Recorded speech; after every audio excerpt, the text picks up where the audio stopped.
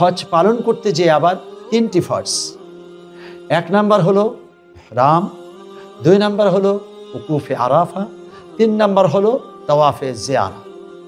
আর হজ্জে তামাত্তু আদায়কারীদের জন্য হলো 6টি ওয়াজিব। 1 নাম্বার মুজদালিফায় সুবহে সাদেকের পর পর্যন্ত অবস্থান করা। 2 নাম্বার হলো মিনায় এসে জামারায়ে আকাবায় শয়তানকে 60টি কঙ্কর প্রথম দিন নিক্ষেপ করা। 3 নাম্বার হলো কুরবানি করা। 4 নাম্বার হলো মাথার চুল মুন্ডানো অথবা ছোট করা। 5 নাম্বার হলো সাফা মারওয়ার মাঝখানে সাই করা। আর সর্বশেষ 6ষ্ঠ নাম্বার হলো যখন বিদায় হয়ে চলে আসবেন তাওয়াফে বেদা করা।